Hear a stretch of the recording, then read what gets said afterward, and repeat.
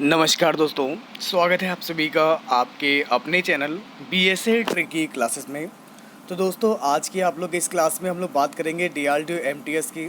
तो septum tier 1 का आज हम आपके साथ में टेस्ट पेपर डिस्कस करेंगे और आज आपका टारगेट है कि 25 में से 20 बिल्कुल सही करके दिखाइए। तो ट्यूसडे स्पेशल टेस्ट में आप सभी का वेलकम है। तो बिल्कुल आज के इस टेस्ट पेपर को एंड तक देखिएगा और बताएगा लास्ट में कि आज आपने कितने क्वेश्चन सही किए। सबसे पहले दोस्तों आप लोग जो भी चैनल पर नए हैं सब्सक्राइब कर लीजिएगा और अगर आप लोगों में से किसी ने भी टेलीग्राम चैनल और ग्रुप को ज्वाइन नहीं किया है तो आप सभी लोग टेलीग्राम चैनल और ग्रुप को ज्वाइन कर सकते हैं, जिससे कि दोस्तों आप लोग को हमारे हर एक क्लास से रिलेटेड अपडेट मिल पाएगी। तो चलिए दोस्तों शुरू करते हैं आज की अपनी इस क्लास को। आइए देखते हैं। तो आज का आपका सबसे पहला क्वेश्चन है दोस्तों, किसके जो है मध्य की अवधि भारतीय इतिहास में दिल्ली सल्तनत के काल के नाम से जानी जाती है। तो यहाँ से आपका राइट आंसर क्या होगा, A, B, C या फिर D होगा। तो बिल्कुल आपने सही बताया, आपका राइट आंसर हो जाएगा 1206 AD और 1526 AD। That's a perfect answer. तो दोस्तों दिल्ली सल्तनत तुर्की और पश्तून मूल के 5 अल्पकालिक मुस्लिम राज्यों को संदर्भित करता है, जिन्होंने दिल्ली के क्षेत्र में 1206 से लेकर 1500 ईस्वी के बीच शासन किया। ये इसमें आपके गुलाम वंश, खिलजी वंश, तुगलक वंश, सैयद वंश और लोधी वंश आते हैं। तो आपका आंसर हो जाएगा यहाँ से ऑप्शन ए। ठीक है, चलिए अब देखिए आपका सेकंड क्वेश्चन आप सभी को बताना है, मिहिर भोज शासक थे, A, B, C या फिर D। मिहिर भोज यानी कि भोज प्रथम गुज्जर प्रतिहार वंश के शासक थे। ठीक है, और विष्णु भोज के ये भक्त थे। ये जो भोज थे आपके, ये विष्णु के भक्त थे और उन्होंने आदि वराह की उपाधि धारण की, जो उनके कुछ सिक्कों पर अंकित है। तो आपका राइट आंसर हो जाएगा प्रतिहार। अब देखिए आपका अगला क्वेश्चन, देखिए यहाँ पर आपको बताना है कि 1978 में कौन से वे संशोधन ने संपत्ति की अधिग्रहण, उस पर नियंत्रण और बेचने के मौलिक अधिकार से उसको हटा दिया है या उसका विलोपन कर दिया है। 41वें, 43वें, 44वें या फिर आपका हो जाएगा 42वें। तो दोस्तों आपको बताते हैं इस क्वेश्चन का जो आपका राइट आंसर होगा ये होगा 44वें संशोधन में। ठीक है ना, तो बिल्कुल आप सभी लोग ध्यान रखिएगा। अब बढ़ते हम लोग यहाँ से आगे। हमारा अगला क्वेश्चन देखिए, इसको बताइए दोस्तों, निम्नलिखित में से किस आर्थिक क्रियाकलाप गतिविधि में भारत के अधिकांश लोगों का नियोजन होता है? पर्यटन, विनिर्माण, कृषि या फिर आपका हो जाएगा खनन। तो चलिए दोस्तों आपको बताते हैं 29 क्वेश्चन का जो आपका करेक्ट आंसर होगा ये आपका होगा कृषि। कृषि अपने संबंध क्षेत्रों के साथ भारत में आजीविका का सबसे बड़ा स्रोत है और इसका करीब 70% जो है ग्रामीण परिवार अभी भी मुख्य रूप से अपनी आजीविका के लिए कृषि पर डिपेंड करता है, जिसमें 82% किसान छोटे और सीमांत हैं। तो आपका राइट आंसर होगा एग्रीकल्चर। नेक्स्ट क्वेश्चन देखिए तो साथियों, दोस्तों बगलिहार बांध किस नदी पर बना है? आप सभी को यहाँ से बताना है बगलिहार बांध किस नदी पर बना है? चेनाब, रावी, सतलज या फिर आपका होगा सिंधु। तो चलिए दोस्तों आपको बताते हैं यहाँ से आपका जो राइट आंसर होगा बगलिहार बांध, जिसे बगलिहार पनबिजली परियोजना के रूप में भी जाना जाता है, ये आपका जम्मू और कश्मीर के रामबन जिले में चिनाब नदी पर निर्मित एक नदी परियोजना है। तो आपका राइट आंसर हो जाएगा चिनाब। ठीक है, हमारा अगला क्वेश्चन देखिए, राज तरंगिणी के पुरस्कार के लेखक कौन है? Who is the author of the book Rajatarangini? देखिए राज तरंगिणी के है, इसके लेखक कौन है, इस पुस्तक होगी यहाँ पर। तो दोस्तों ये भारत का एक ऐसा ऐतिहासिक कार्यक्रम है, ठीक है ना, प्रारंभिक, जिसे 1148 में कश्मीरी ब्राह्मण कलहड़ द्वारा संस्कृत पद में लिखा गया था। तो आपका इस क्वेश्चन का जो है राइट आंसर हो जाएगा कलहड़। ठीक है ना, चलिए अब दोस्तों बढ़ते हम लोग यहाँ से आगे और कौन कौन से क्वेश्चंस आपके लिए इम्पोर्टेंट हैं इसको देखिए। भारतीय संविधान के किस भाग में केंद्र राज्य संबंध उल्लिखित है? भाग 4, भाग 9, भाग 11, भाग 10 या फिर आ जाएगा भाग 12 में। तो चलिए दोस्तों आपको बताते हैं, 32 क्वेश्चन की बात हो रही है। संविधान के भाग 11 और 12 में आर्टिकल नंबर 245 से लेकर 300 तक कुल 56 लेख जो हैं राज्य केंद्र संबंधों के लिए समर्पित हैं। भाग हमारा जो दे रखा है यहाँ पर 11, ये लेख जो है आपका है 243 से 263 विधायी और प्रशासनिक संबंध, और भाग 12 में आपका वित्तीय संबंध शामिल है। तो आपका राइट आंसर हो जाएगा भाग 11। ठीक है, तो जिनका भी आंसर यहाँ से आ रहा है भाग 11, आर्टिकल 245 टू 255, तो that's a perfect answer. Option B आपका बिल्कुल राइट होगा, परफेक्ट होगा। अब देखिए आपका अगला क्वेश्चन है, भारत के किसी राज्य की प्रथम महिला मुख्य न्यायाधीश कौन थी? अब दोस्तों आपको बताना है कि भारत के किसी राज्य की प्रथम महिला मुख्य न्यायाधीश कौन थी।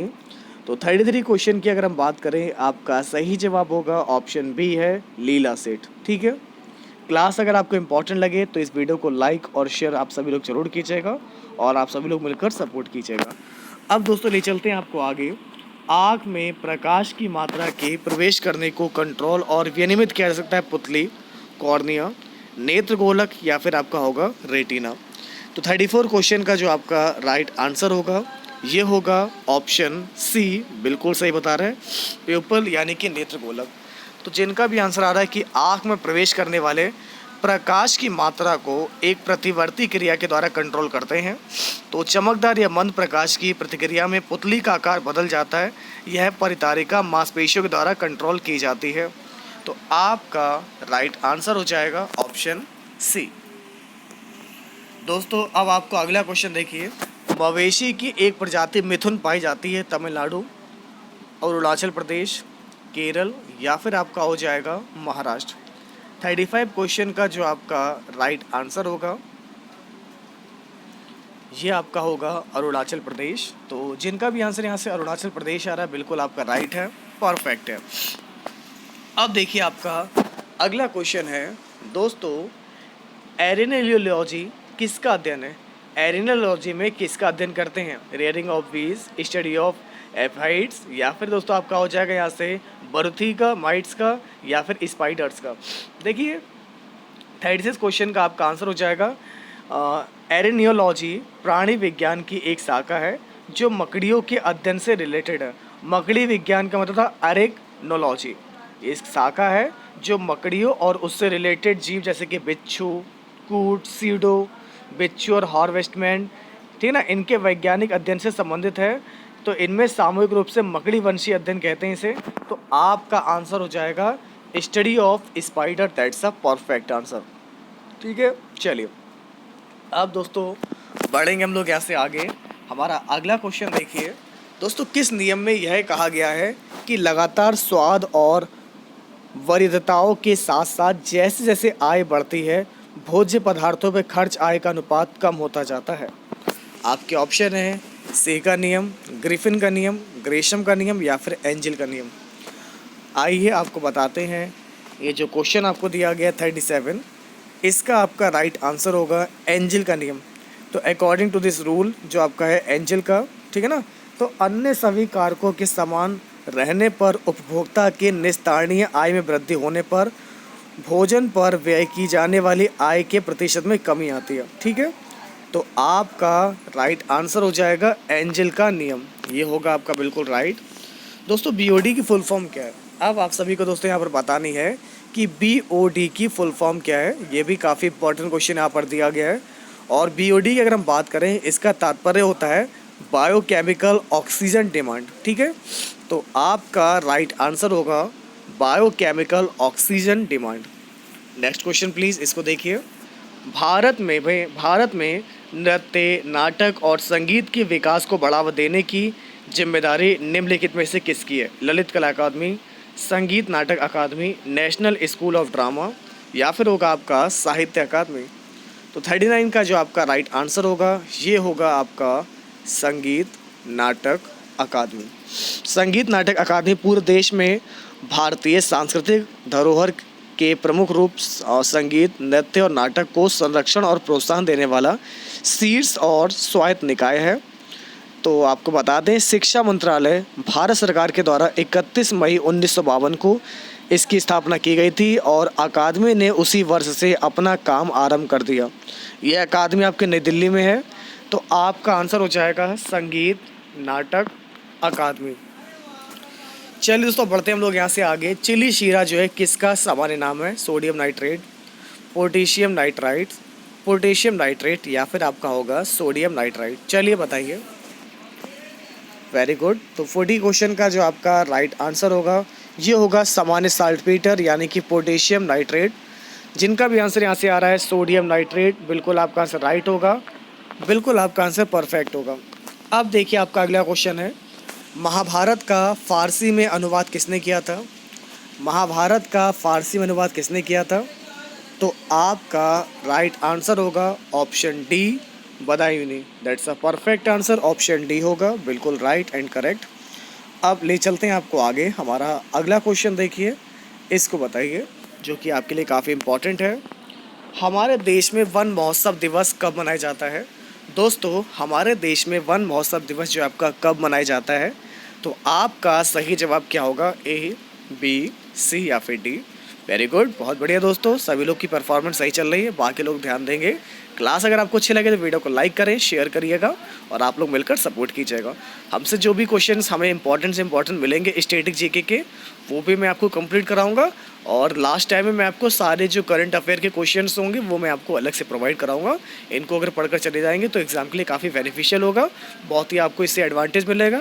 अगर आप लोग चाहते हैं सपोर्ट करें तो वीडियो को शेयर कर सकते हैं। बाकी हमारा कार्य हम करते रहेंगे जब तक आपका एग्ज़ाम नहीं करा देते, तो बस लगे रहिए और डटे रहिए। तो 42 क्वेश्चन का आपका आंसर हो जाएगा 1 जुलाई, 1 जुलाई आपका राइट आंसर हो जाएगा। ठीक है, चलिए दोस्तों अब हमारा अगला क्वेश्चन देखिए, भारत में निम्नलिखित में से किस राज्य की सबसे लंबी तटरेखा है? सबसे लंबी तटरेखा जो है आपकी, ये मैंने बहुत बार आपके साथ डिस्कस किया है, आपका आंसर हो जाएगा गुजरात। बदल थोड़ी ना जाएगा आंसर, आंसर तो वही रहेगा गुजरात। अगला क्वेश्चन देखिए दोस्तों, क्षेत्रमापी का प्रयोग जो है किसके मापन के लिए किया जाता है? क्षेत्रमापी का जो प्रयोग है किसके मापन के लिए किया जाता है? ए, बी, सी या फिर डी? Very good. तो 44 क्वेश्चन का आंसर हो जाएगा आपको क्षेत्रफल के लिए, क्षेत्रमापी क्षेत्रफल के लिए। अगला क्वेश्चन देखिए, बैंकिंग निम्नलिखित में से किस क्षेत्र के अंतर्गत आती है? ये आपको बताना है। बैंकिंग जो है दोस्तों ये किस क्षेत्र के अंतर्गत आती है? तो आपका आंसर यहाँ से क्या होगा? ए, बी, सी या फिर डी? तो दोस्तों हम लोग बात कर रहे थे कि बैंकिंग जो है निम्नलिखित में से किस क्षेत्र के अंतर्गत आती है? प्राथमिक क्षेत्र, द्वितीयक क्षेत्र, तृतीयक या फिर दोनों? तो 45 क्वेश्चन का जो आपका राइट आंसर होगा ये आपका हो जाएगा सी वाला है, तृतीयक क्षेत्र। ठीक है, तो जिनका भी दोस्तों आंसर यहाँ से आ रहा है तृतीयक क्षेत्र, बिल्कुल आपका राइट होगा, परफेक्ट होगा। और मैं आपको दोस्तों बताता हूँ, कुछ मैंने अलग से भी क्वेश्चन लिए हैं, जैसा कि दोस्तों हमारे शरीर की कौन सी कोशिका को लोकप्रिय रूप में मानव शरीर का सिपाही क्या बोलते हैं? Soldier of the human body बोलते हैं। तो आपका इस क्वेश्चन का जो सही जवाब होगा सॉरी दोस्तों, इसका आंसर हो जाएगा आपका वाइट ब्लड सेल। ठीक है, यानी कि श्वेत रक्त कणिकाएं, ये बिल्कुल राइट आंसर हो जाएगा, परफेक्ट हो जाएगा। अगला क्वेश्चन देखिए आपको क्या दे रखा है दोस्तों, स्तनपान के दौरान किस हार्मोन के कारण स्तनों से दुग्ध का स्राव होता है? एस्ट्रोजन, ऑक्सीटोसिन, प्रोलैक्टिन या फिर आपका हो जाएगा प्रोजेस्टेरॉन? तो 47 क्वेश्चन का जो आपका राइट आंसर होगा ये होगा आपका प्रोलैक्टिन। ठीक है, तो दोस्तों जिनका भी आंसर आ रहा है प्रोलैक्टिन, बिल्कुल राइट होगा। मैं आपको बता दूं, प्रोलैक्टिन एक कार्बनिक यौगिक है। क्या है दोस्तों ये? प्रोलैक्टिन ये एक कार्बनिक यौगिक है एवं जंतुओं में हार्मोन की तरह वर्क करता है। तो स्तनधारियों में इसका संबंध दुग्ध निर्माण से है। पिट्यूटरी ग्रंथि से आपका लैक्टोट्राफ कोशिकाएं प्रोलैक्टिन का उत्पादन करती हैं, जहां पर इसे जो है स्टोर किया जाता है, संग्रहित किया जाता है और फिर जो है रक्त प्रवाह में छोड़ा जाता है। तो मानव प्रोलैक्टिन गर्भाशय, प्रतिरक्षा कोशिकाओं, मस्तिष्क, स्तन, प्रोस्टेट, त्वचा और वसा ऊतकों से भी उत्पन्न होता है। तो आपका राइट आंसर हो जाएगा प्रोलैक्टिन। अब आगे एक और इम्पॉर्टेंट क्वेश्चन मैंने लिया है आपके लिए, जो मैथ टेस्ट पेपर के माध्यम से आपको कई सारे ऐसे क्वेश्चंस बता दूंगा जिन पर अगर आपका ध्यान नहीं जा पाता है, फिर भी अगर आप लोग इनको पढ़ते हैं तो कहीं ना कहीं आप लोग अपनी तैयारी को और बेहतर बनाएंगे। बस दोस्तों मैं आप लोगों से यही चाहूँगा कि आप सभी लोग मिलकर सपोर्ट करिए। द फेस्टिवल ऑफ, देखिए आपको दे रखा है, प्रतिमाओं के जुलूस के द्वारा सामाजिक बुराइयों का प्रत्यक्ष सामना करने और उसके षड्यंत्रकारियों की आलोचना के लिए आपका मारवतों और वदग्यासों का त्यौहार मनाया जाता है जबलपुर में, पणजी, नागपुर या फिर हैदराबाद। तो 48 क्वेश्चन का जो आपका राइट आंसर हो जाएगा ये आपका होगा नागपुर। ठीक है, तो जिनका भी आंसर नागपुर आ रहा है बिल्कुल राइट है, आपका परफेक्ट है। अब देखिए आपका अगला क्वेश्चन क्या दे रखा है, नंदा देवी चोटी अवस्थित है सिक्किम, जम्मू कश्मीर, उत्तराखंड या फिर होगा असम। तो 49 क्वेश्चन की अगर हम बात करें, नंदा देवी उत्तराखंड के चमोली जिले में पश्चिम में ऋषिगंगा घाटी और पूरब में गौरी गंगा घाटी के बीच स्थित है। तो आपका राइट आंसर हो जाएगा उत्तराखंड। और ये है दोस्तों आज का लास्ट क्वेश्चन। मैंने टारगेट दिया था कि ये 25 में से 20 सही करके दिखाएंगे। तो आप सभी लोग अपना स्कोर आज कमेंट बॉक्स में शेयर कीजिएगा। निम्नलिखित में से कौन एक संक्रामक बीमारी है, खसरा, स्कर्वी, दमा या फिर मधुमेह। तो आपका इस क्वेश्चन का राइट आंसर हो जाएगा ए, खसरा। खसरा एक संक्रामक रोग है जो रूबेला वायरस के कारण होता है और ये संक्रमित व्यक्तियों के नाक, मुंह और गले से बूंदों के माध्यम से प्रेषित होता है। तो अगर ये क्लास आपके लिए इंपॉर्टेंट और हेल्पफुल है तो दोस्तों वीडियो को लाइक कीजिएगा, शेयर कीजिएगा। और अगर आप लोगों ने अभी तक हमारे टेलीग्राम चैनल ग्रुप को ज्वाइन नहीं किया है तो आप लोग ज्वाइन कर सकते हैं। फिर मिलेंगे आप लोगों से आपके नेक्स्ट क्लास में कुछ ऐसे ही इंपॉर्टेंट क्वेश्चन के साथ। तो बने रहिए आप लोग आपके अपने चैनल BSA ट्रिकी क्लासेस में। तब तक के लिए दोस्तों नमस्कार।